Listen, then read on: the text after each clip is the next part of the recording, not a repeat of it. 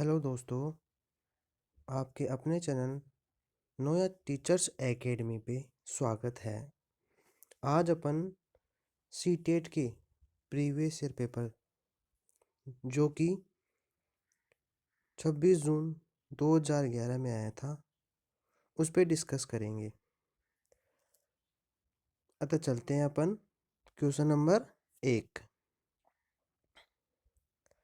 शिक्षा के क्षेत्र में पाठ्यचर्या शब्दावली की ओर संकेत करती है। ऑप्शन नंबर 1 शिक्षण पद्धति एवं पढ़ाई जाने वाली विषय वस्तु। ऑप्शन 2 विद्यालय का संपूर्ण पाठ्यक्रम जिसमें विद्यार्थी प्रतिदिन अनुभव प्राप्त करते हैं। तीसरा ऑप्शन है मूल्यांकन प्रक्रिया और चौथा ऑप्शन है कक्षा में प्रयुक्त की जाने वाली पाठ्य सामग्री। इसका जो राइट आंसर होगा वो होगा 2 नंबर। अब चलते हैं क्वेश्चन नंबर 2 पे। निचली कक्षाओं में शिक्षण की खेल पद्धति मूल रूप से आधारित है। ऑप्शन 1 शारीरिक शिक्षा कार्यक्रमों के सिद्धांतों पर। ऑप्शन 2 शिक्षण पद्धतियों के सिद्धांतों पर। ऑप्शन 3 विकास एवं वृद्धि के मनोवैज्ञानिक सिद्धांतों पर। ऑप्शन 4 शिक्षण के समाजशास्त्री सिद्धांतों पर। इसका राइट जो आंसर होगा वो होगा क्वेश्चन नंबर 3। क्वेश्चन नंबर 3 पे चलते हैं। एक बच्चा अतीत की समान परिस्थितियों में की गई अनुक्रियाओं के आधार पर नई स्थिति के प्रति अनुक्रिया करता है। यह किससे संबंधित है? ऑप्शन 1 सीखने का सादृश्यता का नियम। ऑप्शन 2 सीखने का प्रभाव नियम। ऑप्शन 3 सीखने की प्रक्रिया का अभिवृद्धि नियम। और ऑप्शन 4 है सीखने के तत्परता का नियम। जो इसका जो राइट आंसर होगा वो होगा सीखने का प्रभाव का नियम। क्वेश्चन नंबर 4 डिसलेक्सिया किससे संबंधित है? मानसिक विकार, गणितीय विकार, पठन विकार और व्यवहार संबंधी विकार। तो इसका जो राइट आंसर होगा वो होगा पठन विकार। क्वेश्चन नंबर 5 विशेष आवश्यकता वाले बच्चों को शिक्षा उपलब्ध कराई जानी चाहिए। पहला ऑप्शन अन्य सामान्य बच्चों के साथ है। दूसरा ऑप्शन है विशेष विद्यालयों में विशेष बच्चों के लिए विकसित पद्धतियों द्वारा। तीसरा ऑप्शन है विशेष विद्यालयों में और चौथा ऑप्शन है विशेष विद्यालयों में विशेष शिक्षकों द्वारा। जो इसका जो राइट आंसर होगा वो होगा कि अन्य सामान्य बच्चों के साथ, जो कि ऑप्शन नंबर 1।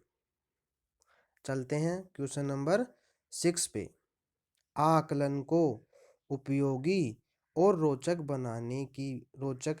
प्रक्रिया बनाने के लिए प्रति सचेत होना चाहिए। ऑप्शन है पहला अलग अलग विद्यार्थियों में तुलना करना।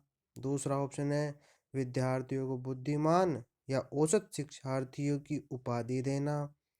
तीसरा ऑप्शन है शैक्षिक और सह शैक्षिक क्षेत्रों में विद्यार्थी के सीखने के बारे में जानकारी प्राप्त करने के लिए विविध तरीकों का प्रयोग करना। चौथा ऑप्शन है प्रतिपुष्टि फीडबैक देने के लिए तकनीकी भाषा का प्रयोग करना। तो इसका राइट आंसर होगा विद्यार्थियों को बुद्धिमान या औसत शिक्षार्थियों की उपाधि देना। अब चलते हैं अपन 7वें नंबर पे। प्रतिभाशाली होने का संकेत नहीं है।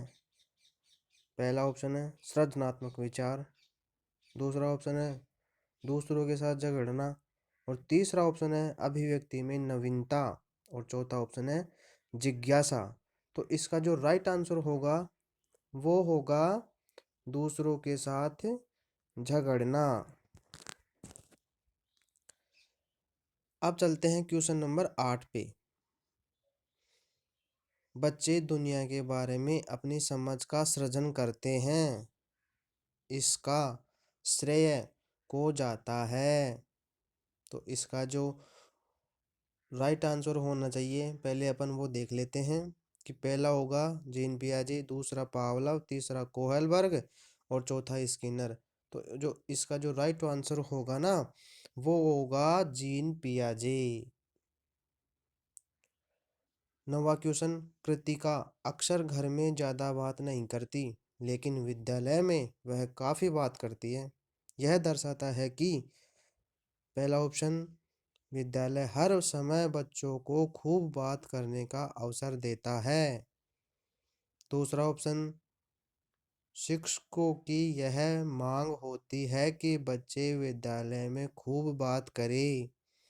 तीसरा ऑप्शन, कृतिका को अपना घर बिल्कुल पसंद नहीं है। और चौथा ऑप्शन, उसके विचारों को विद्यालय में मान्यता मिलती है। तो इसका जो राइट आंसर होगा वो होगा नंबर 4। अपन चलते हैं क्वेश्चन नंबर 10। एक शिक्षक को अपने विद्यार्थियों की क्षमताओं को समझने का प्रयास करना चाहिए। निम्नलिखित में से कौन सा क्षेत्र इस उद्देश्य के साथ संबंध है? पहला ऑप्शन शिक्षा समाजशास्त्र, दूसरा ऑप्शन है सामाजिक दर्शन, तीसरा ऑप्शन है मीडिया मनोविज्ञान और चौथा ऑप्शन है शिक्षा मनोविज्ञान। तो जो इसका जो राइट आंसर होगा वो होगा शिक्षा मनोविज्ञान। अब चलते हैं क्वेश्चन नंबर 11 पे। सीखने की प्रक्रिया में अभिप्रेरणा। पहला ऑप्शन, शिक्षार्थियों की स्मरण शक्ति को पहना बनाती है। दूसरा ऑप्शन है पिछले सीखे हुए को नए अधिगम से अलग करती है। और तीसरा ऑप्शन है शिक्षार्थियों को एक दिशा में सोचने के योग्य बनाती है।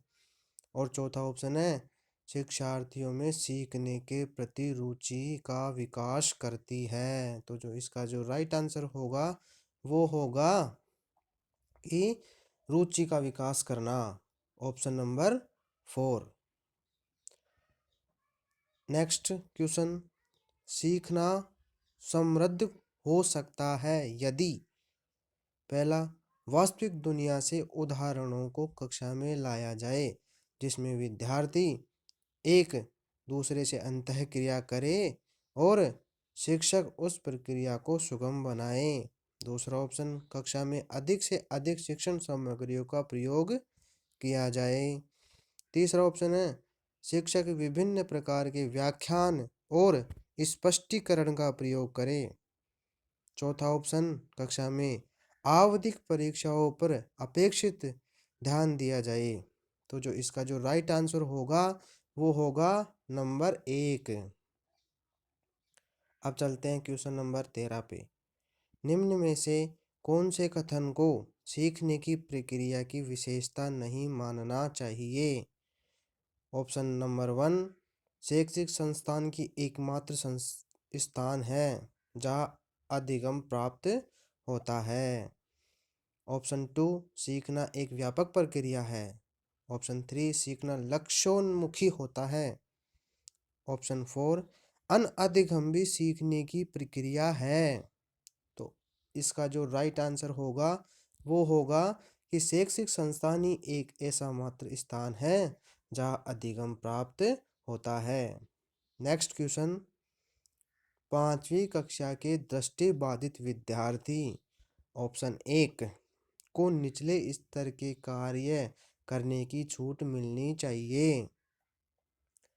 ऑप्शन 2 के माता पिता और मित्रों द्वारा उसे दैनिक कार्यों को करने में सहायता की जानी चाहिए।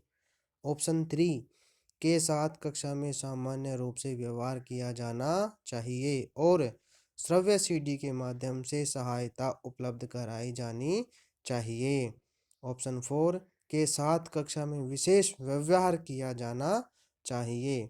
तो जो इसका जो राइट आंसर होगा ना वो होगा 3 नंबर। अब नेक्स्ट क्वेश्चन पे चलते हैं। प्राथमिक स्तर पर एक शिक्षक में निम्न में से किसे सबसे महत्वपूर्ण विशेषता मानना चाहिए? ऑप्शन 1 पढ़ाने की उत्सुकता, ऑप्शन 2 धैर्य और दृढ़ता, ऑप्शन 3 शिक्षण पद्धतियों और विषयों के ज्ञान में दक्षता, ऑप्शन 4 अति आवश्यक भाषा में पढ़ाने में दक्षता। जो इसका जो राइट आंसर होगा ना, वो होगा धैर्य और दृढ़ता। नेक्स्ट क्वेश्चन पे चलते हैं अपन। वह अवस्था जब बच्चा तार्किक रूप से वस्तुओं व घटनाओं के विषय में चिंतन प्रारंभ करता है। ऑप्शन नंबर 1 संवेदी प्रेरक अवस्था, दूसरा औपचारिक संक्रियात्मक अवस्था, तीसरा पूर्व संक्रियात्मक अवस्था और चौथा मूर्त संक्रियात्मक अवस्था। इसका जो राइट आंसर होगा वो होगा ऑप्शन नंबर 4। अब चलते हैं अपन क्वेश्चन नंबर 17 पे। एक शिक्षक अपने लोकतांत्रिक स्वभाव के कारण विद्यार्थियों को पूरी कक्षा में कहीं भी बैठने की अनुमति देता है। कुछ शिक्षार्थी एक साथ बैठते हैं और चर्चा करते हैं या सामूहिक पठन करते हैं। कुछ चुपचाप बैठकर अपने आप पढ़ते हैं। एक अभिभावक को यह पसंद नहीं आता। इस स्थिति से निपटने का निम्न में से कौन सा तरीका सबसे बेहतर हो सकता है? अब ऑप्शन देखते हैं अपन। ऑप्शन नंबर 1 अभिभावकों को प्रधानाचार्य से शिक्षक की शिकायत करनी चाहिए। ऑप्शन 2 अभिभावकों को प्रधानाचार्य से अनुरोध करना चाहिए कि वे उनके बच्चे का अनुभाग बदल दे। ऑप्शन 3 अभिभावकों को शिक्षक पर विश्वास व्यक्त करना चाहिए और शिक्षक के साथ समस्या पर चर्चा करनी चाहिए। ऑप्शन नंबर 4 अभिभावकों को उस विद्यालय से अपने बच्चे को निकाल लेना चाहिए। तो इसका राइट आंसर होगा वो होगा ऑप्शन नंबर 3। अब नेक्स्ट क्वेश्चन पे चलते हैं। सीखने के अंतःदृष्टि सिद्धांत को किसने बढ़ावा दिया? पहला गेस्टाल्ट सिद्धांतवादी, दूसरा आईपी पावलोव, तीसरा जीन पियाजे और चौथा वाइगोत्स्की। तो इसका राइट आंसर होगा ना, वो होगा ऑप्शन नंबर 1 गेस्टाल्टवादी। Next question. बच्चों के बौद्धिक विकास की 4 विशिष्ट अवस्थाओं की पहचान की गई।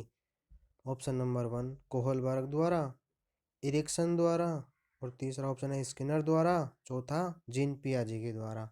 इसका राइट आंसर होगा वो होगा जीन पियाजे के द्वारा। क्वेश्चन नंबर 20 निम्नलिखित में से किस अवस्था में बच्चे अपने समवयस्क समूह के सक्रिय सदस्य हो जाते हैं? तो इसका राइट आंसर होगा वो होगा किशोर अवस्था। किशोर अवस्था में बच्चे समवयस्क समूह के सक्रिय सदस्य बन जाते हैं। अब चलते हैं क्वेश्चन नंबर 21 पे। बच्चों की सीखने की प्रक्रिया में माता पिता को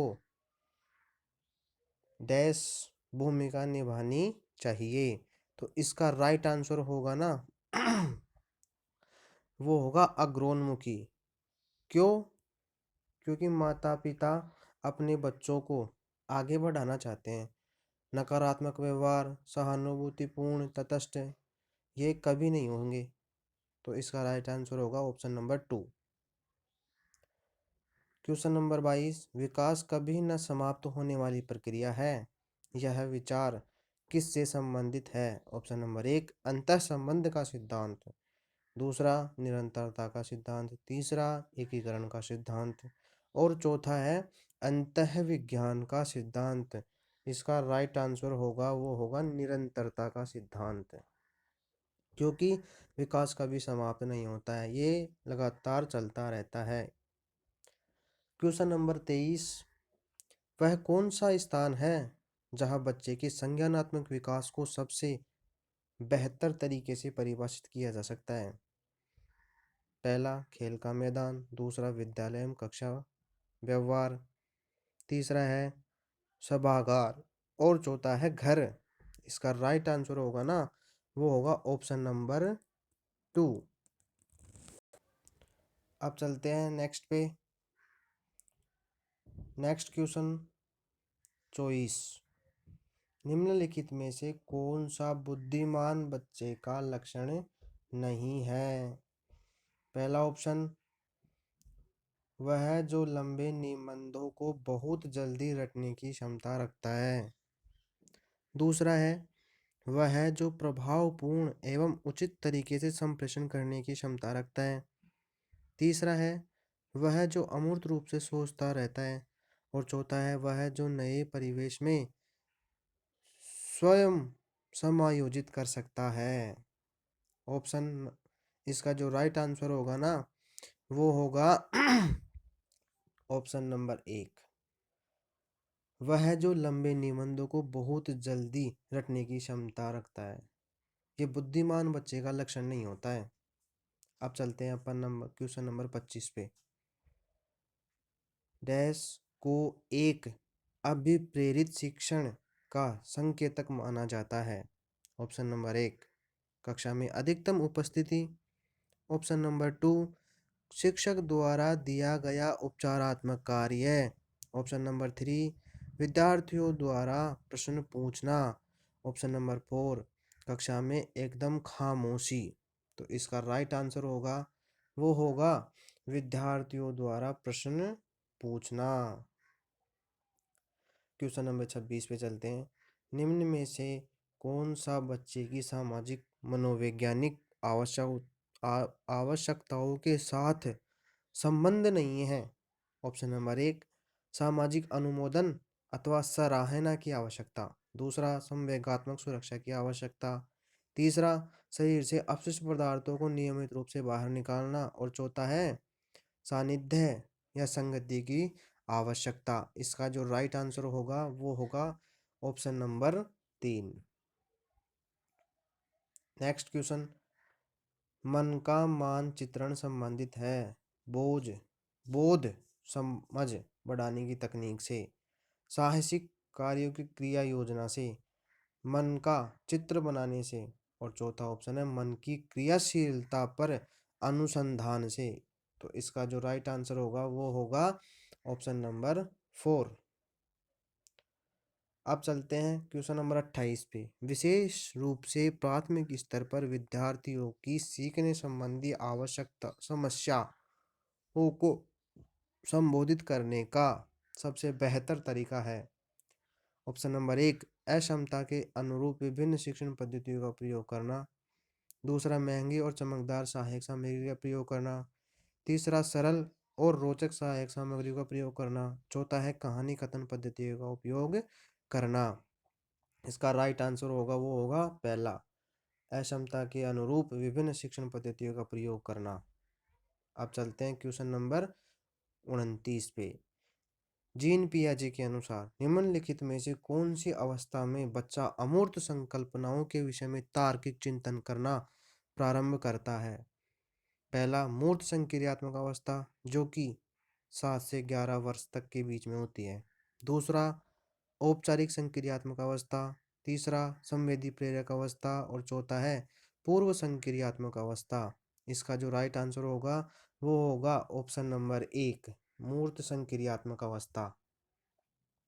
लास्ट क्वेश्चन, निम्न में से कौन सा शिक्षार्थियों में सृजनात्मकता का पोषण करता है? पहला ऑप्शन, अच्छी शिक्षा के व्यवहारिक मूल्यों के लिए विद्यार्थियों का शिक्षण। दूसरा ऑप्शन, प्रत्येक शिक्षार्थियों की अंतर्जात प्रतिभाओं का पोषण करने एवं प्रश्न करने के अवसर उपलब्ध कराना। और तीसरा ऑप्शन है विद्यालयी जीवन के प्रारंभ से उपलब्धि के लक्ष्यों पर बल देना। चौथा ऑप्शन है परीक्षा में अच्छे अंकों के लिए विद्यार्थियों की कोचिंग करना। इसका राइट आंसर होगा वो होगा ऑप्शन नंबर 2। अतः अपना ये जो 2011 में पेपर आया था वो संपूर्ण। सो फ्रेंड्स, आपको ये सीरीज़ अच्छी लगी हो तो अपने चैनल को लाइक एंड सब्सक्राइब करें और शेयर करें। अतः धन्यवाद आपका बहुत बहुत।